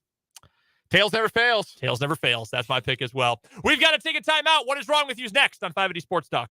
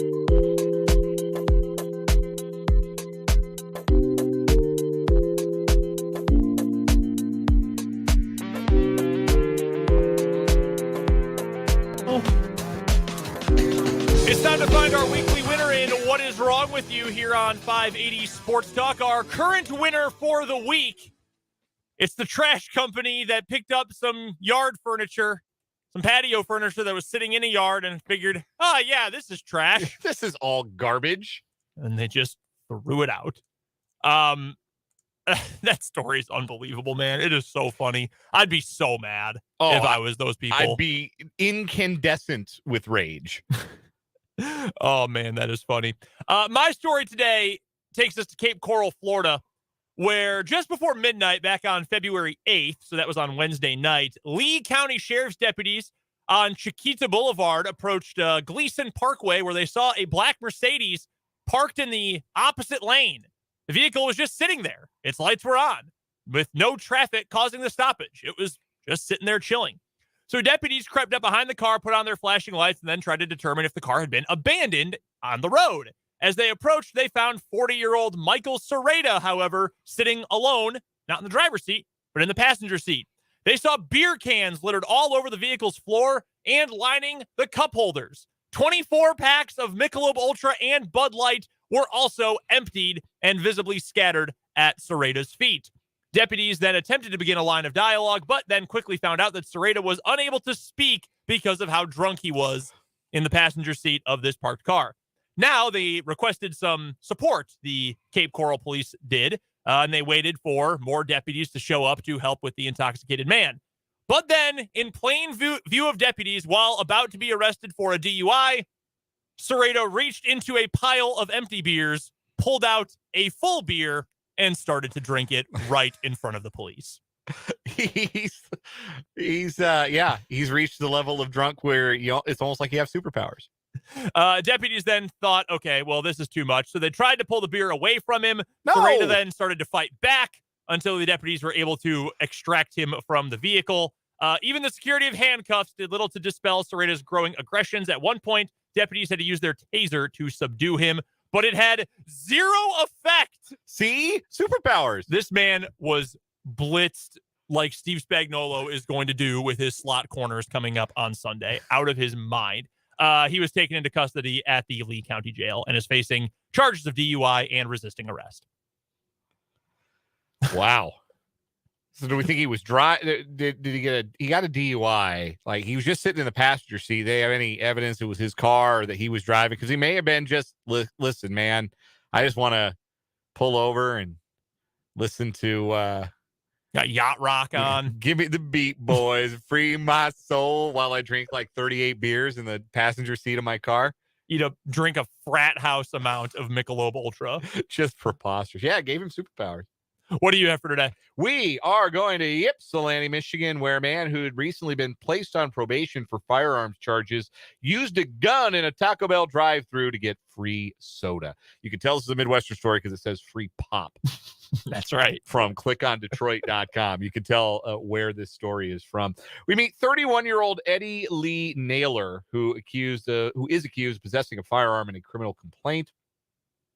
So this goes back to December 14th when a 911 dispatcher received a call from the assistant manager of a Taco Bell in Ypsilanti. The assistant manager reported one of his employees had been working the drive-thru window when he noticed her giving a customer a free pop. He asked her why, and she told him that he was dealing a man who had a gun in his vehicle. She said she had given the man pop because there was a gun in his lap and an alcoholic beverage in the console while he completed his food order, and she was trying to get him out of there by giving him whatever he wanted. So it doesn't appear that he rolled around and brandished the firearm in any kind of threatening fashion, but they've got cameras. They can see when you pull up to the window, and this person working the Taco Bell could see the gun on the man's lap and said, "I'd give him a Pepsi. What the hell? Throw this in with his order."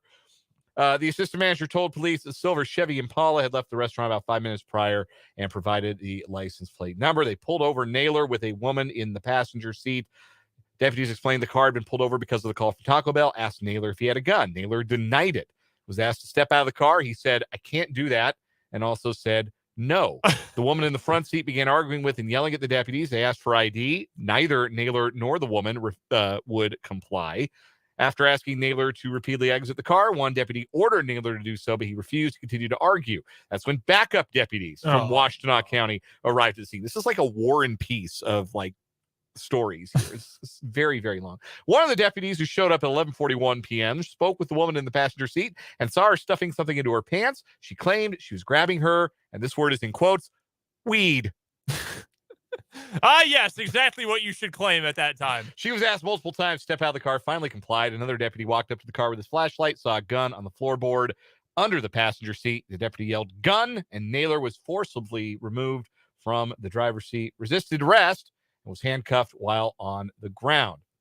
So the woman was taken to the back of the patrol car, agreed to speak to a deputy. The deputy explained what had been reported. She stated, the woman, that she was confused. Didn't understand why the Taco Bell would call about them. There was no altercation. Hell, they even gave us a free pop. The woman said she and Naylor had visited Taco Bell about 30 minutes prior and confirmed Naylor had been driving. I thought we were friends. Yeah, I thought we were cool. They gave us a free soda just for living. The deputy explained to the woman that the caller from the Taco Bell observed the gun on Naylor's lap and asked her how the gun went from Naylor's lap to underneath her seat. She replied, I don't know. Anyway, the story is very, very long and continues. And the punchline of many here is that Naylor's got a record. He's done prison time. He on a felony charge. So he possessed a loaded and stolen gun while being prohibited from having a gun. All because he had it out visibly at a Taco Bell. That hits my number one rule. Do not commit a crime in the process of committing another crime. Being on probation, it counts. That is grandfathered into that. What an idiot. What a bunch of clowns. The woman's excuse is really funny, though. That wins for today. That gets my vote. Yeah, I think so, too. Unbelievable. My favorite is the woman in the story. Right. Like, hey, let me just grab my weed real quick. Sock this away. It might be, I think it's legal in Michigan. It might be. I think it's legal in Michigan to have a certain amount. And then explain, hey, I don't understand what all the fuss is about. We were making friends. They gave us a free Baja Blast. I imagine it was Baja Blast. I bet it was. I imagine it was. Does that beat the lawn chair? What we got a nickname for Grand this Theft Garbage. Our Grand guy Theft Matt Garbage, gave us that's Grand right. Theft Garbage. Grand Yeah, Theft Grand Garbage. Theft Garbage got to be. Those garbage people just rolled up and assumed. That furniture got to be ugly as hell. Oh, yeah. It's got to be just the ugliest furniture like nobody in the world would ever buy. This must be garbage. Yes, for the garbage company to roll by and be like, yeah, nobody wants that crap in their front patio. We got to throw this away.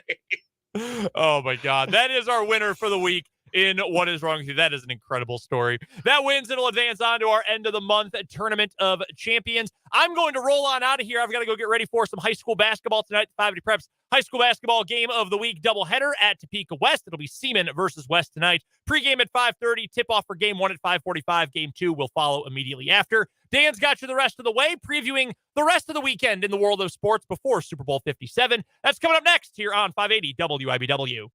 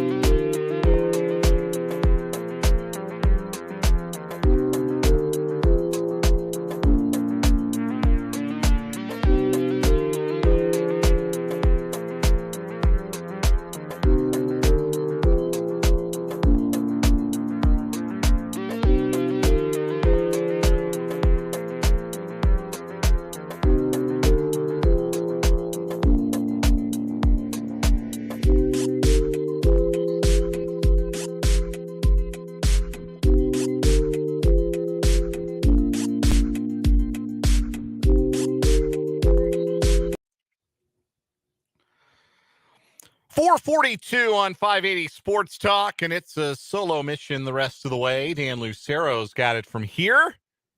Brendan Dorzinski on his way to cover high school hoops tonight between Topeka West and Seaman. Little United Kansas Conference action going tonight. Pre-game starting around 5:15, 5:20, as early as 5:15, 5:20. So we will be off the air a little earlier than usual today. But I will be with you until we are done. And I appreciate you hanging out here on 580 Sports Talk, hanging out on YouTube in the comments section. Lots of great comments as always. Hit us up on the Big O Tires text line as well, 785-272-9429. Looking for your Super Bowl predictions, Super Bowl spread. Anything else you want to say about the game, speak now or forever hold your peace, because they are kicking it off Sunday night.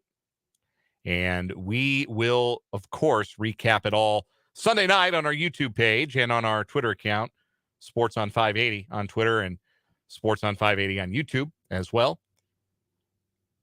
Then, of course, we'll break it all down on the shows on Monday. But, yep, speak now or forever hold your peace. Your predictions, your thoughts on Super Bowl 57. A good question here from the Big O Tires text line. From the 785, which of these two Super Bowl scenarios do you think is more likely? Neither team scoring at least 25 points or one team scoring at least 35 points? That is a good question. So neither team scoring 25, I think, is probably more likely, unless there are a bunch of turnovers. Like 5 touchdowns would be a lot to score on one of these defenses. And I say one of these defenses because I think the Chiefs are maybe not getting enough respect nationally for their defense and their improvement in the second half of this season. I just saw this tweet. This is something that friend of the program, our guy from Fansided, Matt Verderam, just retweeted, and it's from Tej Seth, who tweets at Tej FB Analytics. That's TEJ. Maybe that's Tej. I don't know. And I apologize if I'm getting his name wrong. I've never heard it pronounced out loud. But his Twitter account, TEJ FB Analytics. He does a lot of football analytics and points out that the Chiefs defense before the bye week, so first 7 weeks of the season, the Chiefs were 21st in success rate and 22nd in expected points allowed per play. Not real good. Since the bye, and including the postseason, the Chiefs defense is 5th in success rate and 11th in expected points added per play. They've played like a top-tier defense in the league rather than playing like a bottom-tier defense in the league. And I feel like people have looked at the entire body of work and made assumptions about past Chiefs teams and thought, yeah, they got a bunch of rookies and the defense is just kind of whatever. Well, they really haven't played like whatever the last 12 games. They've been pretty darn good. And I think that they've got a good matchup against, again, another story that I think is underreported, which is the health of Jalen Hurts' shoulder and his ability to be accurate and his ability to stretch the field in ways that could potentially beat the Chiefs. So add that to the fact that you've got two really good pass rushing teams. The Eagles, the best pass rushing team in the league, and the Chiefs, no slouches themselves. And I could see a scenario where the defensive fronts and blitz packages just blow this game up, and it feels a little more like the AFC Championship game, where it's a grinder, where it's a 23-20 type of game, where both coaches are taking field goals because points are being hard to come by. I can see that more than I can see either team going for like 38 or 40. So that is my answer to that question. But that is an excellent question from the Big O Tires text line. So there's other things going on this weekend that are not the Super Bowl, and we wanted to make sure that we touched on those a little bit. There is some Big 12 basketball going on Saturday, full slate of Big 12 games. Both Kansas and Kansas State are on the road against the bottom two teams currently in the standings in the conference. At noon on CBS, Kansas is in Norman against Oklahoma. Then at 6 p.m. on good old ESPN Plus, K-State in Lubbock taking on Texas Tech. These are very winnable games for both teams. OU is in a deep funk. They play hard for Porter Moser, and Grant Sherfield's capable of erupting, and they're going to be at home. And you guys are very familiar by now, I'm sure, with my theory about players who are secondary or tertiary even players playing better on the road. But this isn't a particularly imposing road environment. I would expect KU's starting five to play well.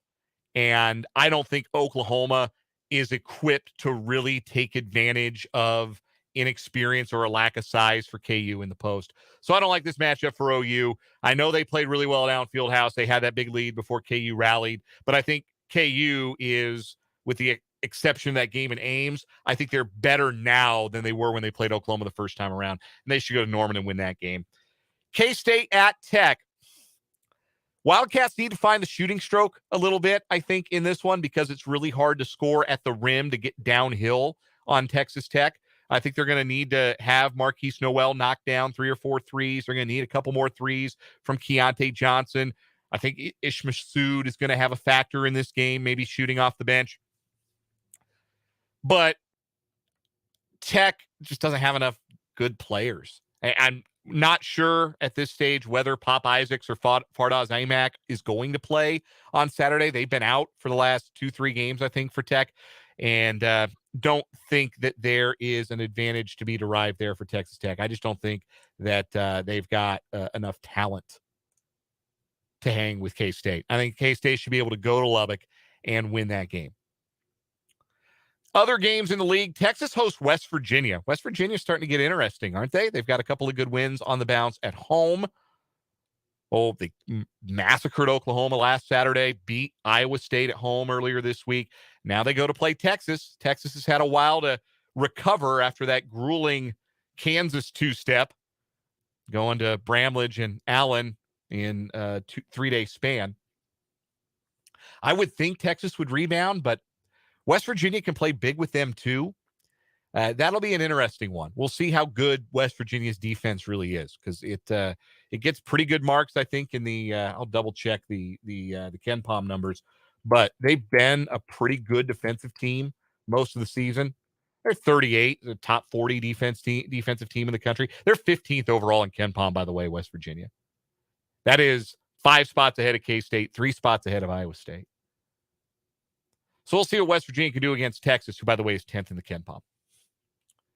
I would lean Texas being the home team, but West Virginia's hot right now, and they need to compile some wins and feel safe about an NCAA tournament berth. Baylor at TCU. There'd been some rumblings that maybe Mike Miles would be back for this one. If he is, I think TCU wins. If he's not, I think Baylor wins. I think that's very simple. Very simple for me. TCU with Mike Miles is an entirely different proposition than TCU without Mike Miles. They can protect home court if they have him. If they don't, I don't know.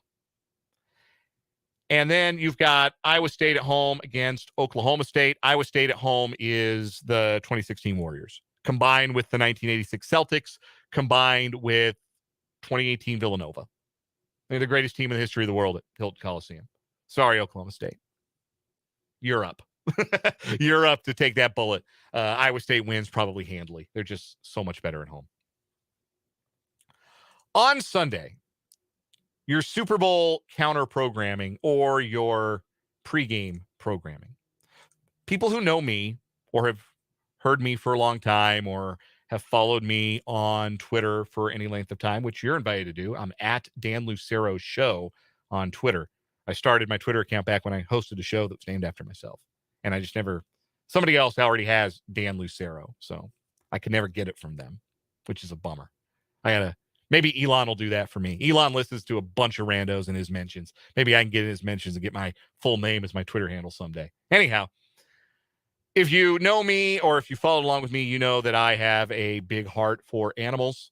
And so I am a devout fan of the Puppy Bowl, which is back for Puppy Bowl XIX. 19 years of Puppy Bowl this year. That kicks off, so to speak, at 1 p.m. on Sunday on Animal Planet.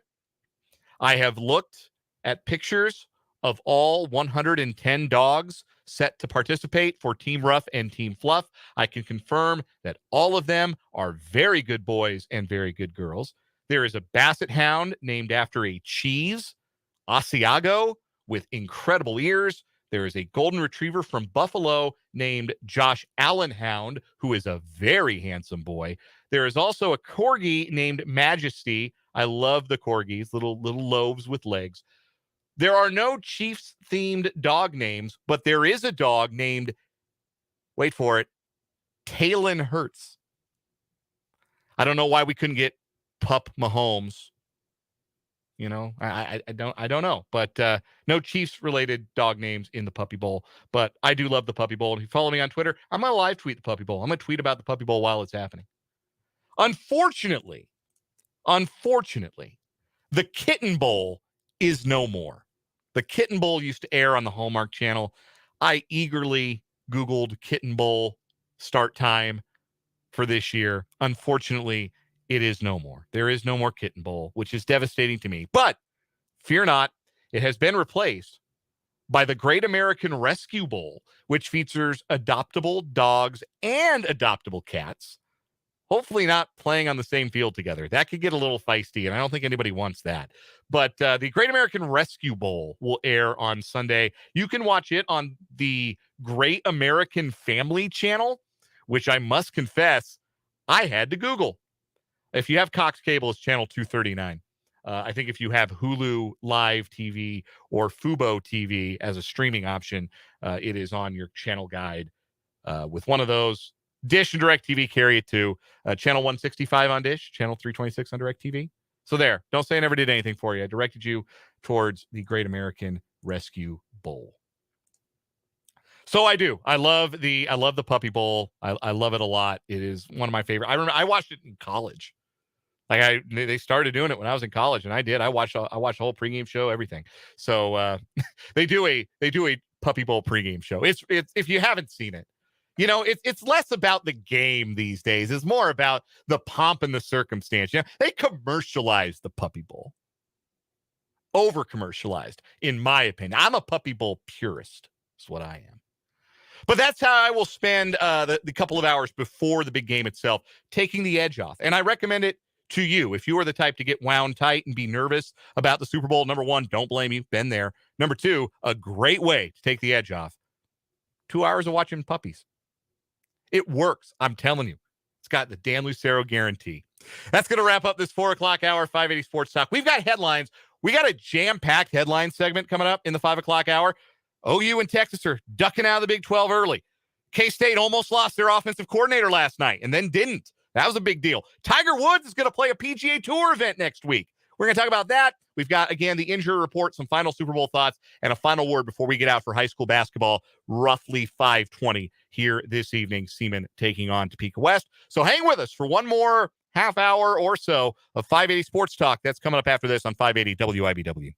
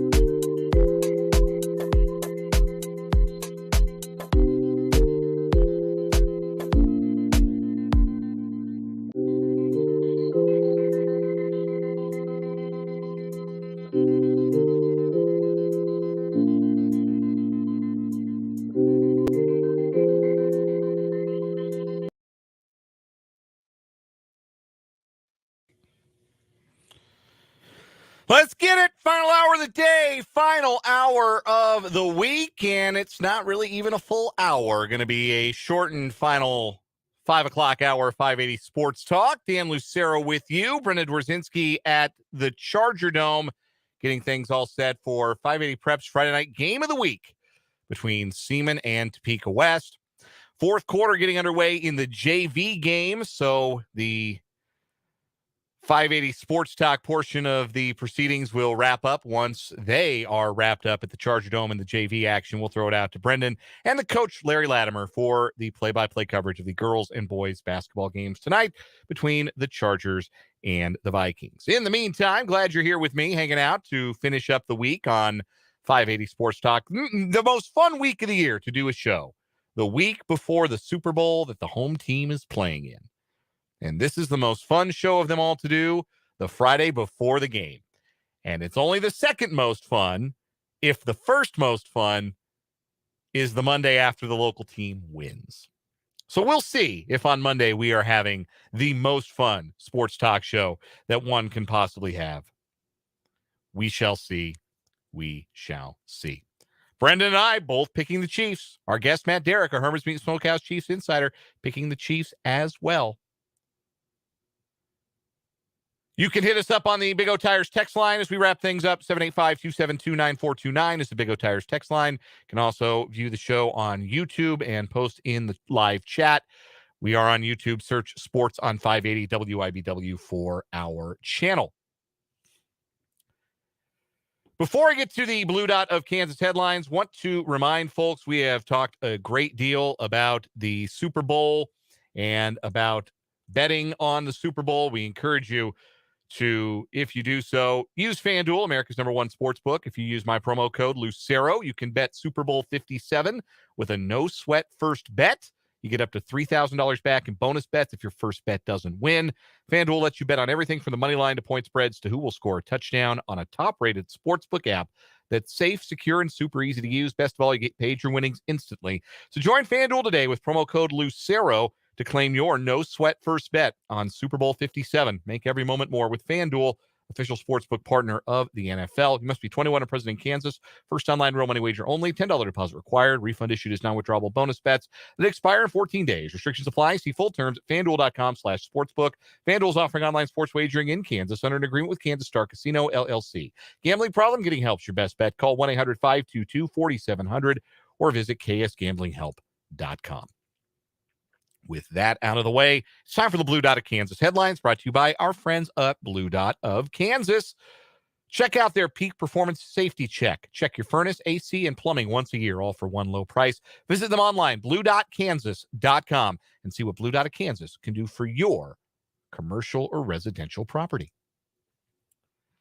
Lots of headlines to get to. We'll start with the final participation report before Super Bowl 57 between the Chiefs and the Eagles. It is all systems go for the Kansas City Chiefs. Every player listed on the participation report was a full participant in Friday's practice. That includes L'Jarius Sneed, who was limited Thursday with a knee injury. He was a full participant. So too were Kadarius Toney, Willie Gay, Patrick Mahomes, Jerick McKinnon, Isaiah Pacheco, Trey Smith, and Juju Smith-Schuster.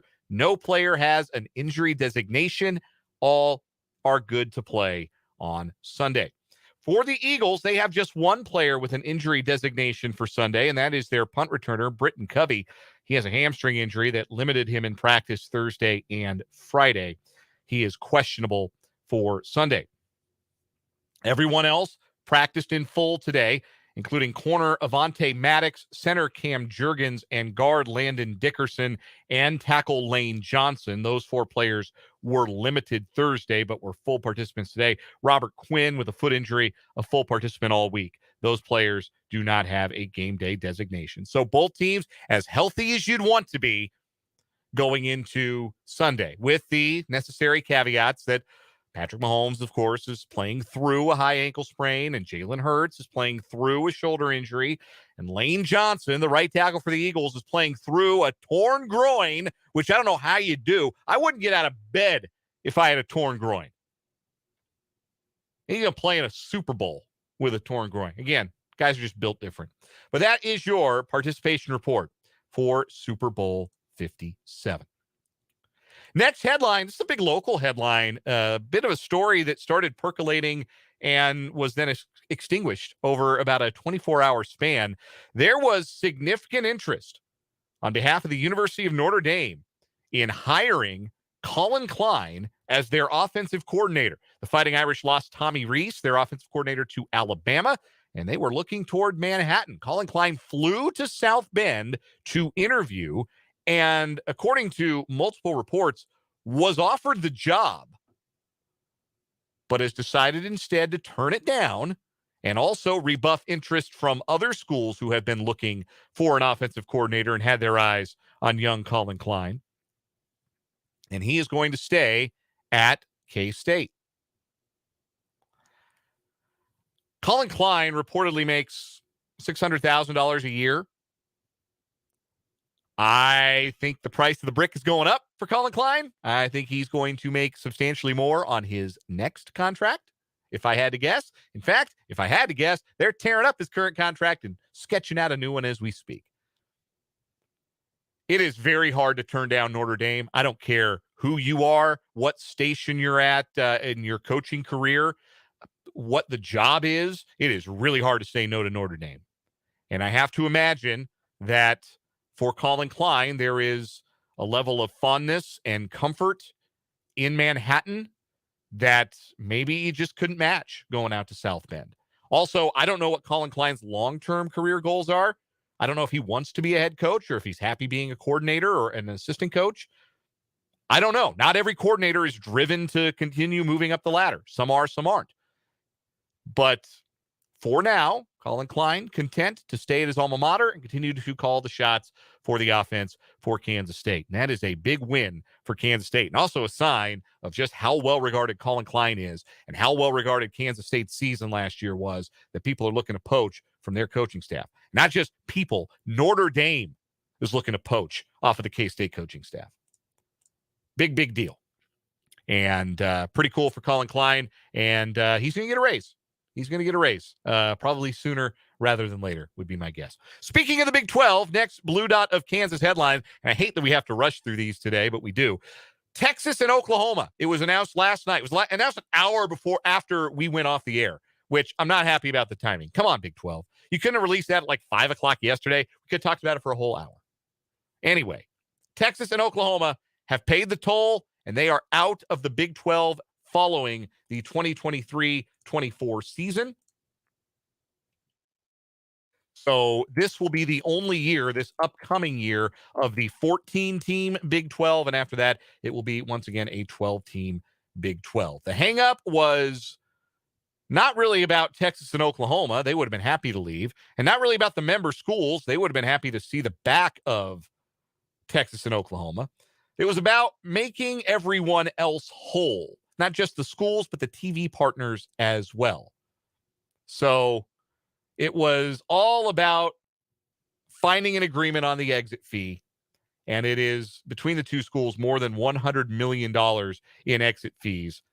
There is also some negotiations between the networks, and Fox is going to get a chunk of the exit fees to compensate for the lost television revenue, the lost Texas and Oklahoma football games.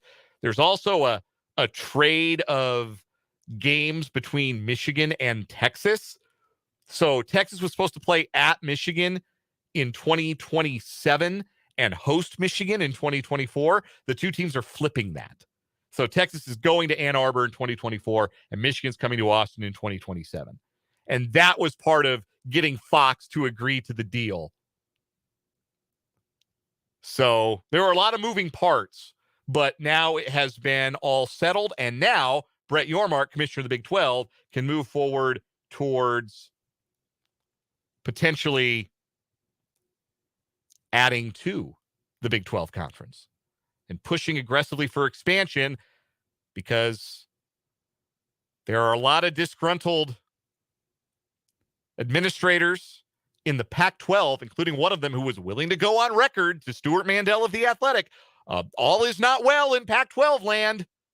And this might be an opportune time for Brett Yormark to start making some overtures to Pac-12 schools to come on and come aboard Big 12 country. But This had to happen first. So this is a win. Really, I think it's a win for everybody. When the networks got what they were looking for, the schools in the Big 12 were made whole with the exit fees, not as big as they could have been, but negotiated down, still a hefty chunk of change. And it leads the way for the Big 12 to start working on life without Oklahoma and Texas. So it is a win for everyone. And again, I don't suspect most people are really sad to see the back of Oklahoma and Texas, including one texter from the 785 and the Big O Tires text line who says, don't let the door hit you or the good Lord split you. One more headline I want to get to real quick here on the Blue Dot of Kansas headlines. Tiger Woods is going to play in a PGA Tour event next week. He is committed to play at the Genesis Invitational in Los Angeles. That is his tournament. He is the tournament host. It will be his first competitive tournament since the Open Championship at St. Andrews last year, and his first start in a non-major since the Zozo Championship in 2020. Whatever you think about Tiger Woods, it does make a golf event that much more interesting when he's teeing it up, and it'll certainly make me more likely to check out the first couple of rounds of the Genesis. Those are your Blue Dot of Kansas headlines, once again brought to you by BlueDotKansas.com. Got to take a break? The final word is next as we wrap up this edition of 580 Sports Talk.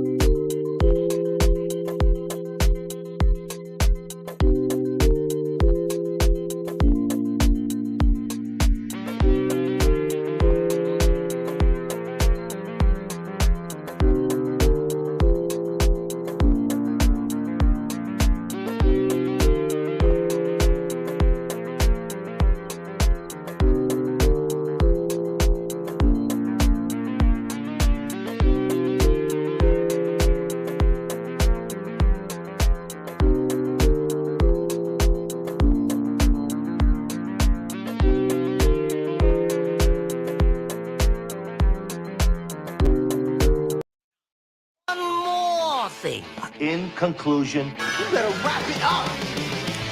We are wrapping up this edition of 580 Sports Talk. Going to throw it to high school hoops here in just a moment. Brendan Dworzinski and Larry Latimer are standing by at the Charger Dome, ready to bring you tonight's 580 Preps Game of the Week between Seaman and Topeka West. But before we do that, we will wrap up with a final word before Super Bowl 57. I felt this way as this week has gone on, and I continue to feel this way, that this game will turn on the Chiefs having the better quarterback. Because I think a lot of the things that people consider to be dramatic Eagles advantages are a little overstated. The Chiefs defense may not be elite, but they can get after the quarterback, and they're awfully good and have played great since the bye. The Chiefs' offensive line is good enough to keep the Eagles' fearsome pass rush at bay enough to allow Mahomes to make some plays. Mahomes and his teammates let one slip away, the chance at immortality as back-to-back Super Bowl champions. I can't see them letting this opportunity to get a second ring pass them by. I've got the Chiefs 31-24. Enjoy Super Bowl Sunday. We hope that you will perhaps catch the game on 580 WIBW and FM 104.9.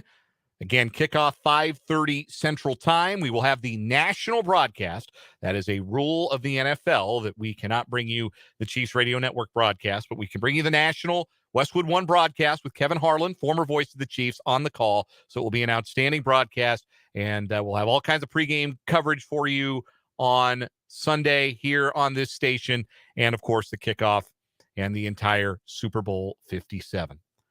Taking the Chiefs. I hope you enjoy the game as much as I anticipate that we will enjoy the contest, and I anticipate that Chiefs fans everywhere are going to enjoy it with the Chiefs winning. I've got them by a touchdown. Brendan's got them 30-27. I believe that was also Jake LeBon's prediction from Mic'd Up earlier today, was 30-27 in favor of the Kansas City Chiefs. I just don't think, given a second chance to get a second ring and to etch their name forever as team of this decade, as a team for all time, you can't really be that unless you win more than one. When you get that second one, all the yeah buts are erased forever. And Patrick Mahomes joins the elitist of elite company for quarterbacks with multiple MVPs and multiple Super Bowl wins. Unitas, Montana, Brady, Manning, and I think Mahomes adds his name to that list on Sunday. I think we are headed for a monster Mahomes game. I feel that way, win or lose, honestly. I mean, if the Eagles are able to control the tempo of the game and they are able to be disruptive enough on defense that the Chiefs are settling for 3 or they turn it over, and the Eagles do win the game, which is certainly within the realm of possibility. I mean, the Eagles are really good. I hope that we didn't give them short shrift throughout the week. They are outstanding, and they would be a worthy Super Bowl champion. I just think Patrick Mahomes is the best player on the field, and I think he's going to be the best player on the field on Sunday. And I think the things that he's going to do are going to be the things that win the game. Keep himself upright. Make the pass rush chase air. Find open receivers. Buy himself some time. Lead scoring drives and put a number on the board that ultimately I'm not sure the Eagles are going to be able to match against what I think has kind of become, as the week has gone on, an underrated Chiefs defense. But it's going to be an awesome game, and I certainly hope that you all enjoy it. And that's going to wrap up 580 Sports Talk for this afternoon. High school basketball is up next. For Brendan Dworzinski, I'm Dan Lucero. This has been 580 Sports Talk. Have a great sports weekend. Enjoy the Super Bowl, and go Chiefs.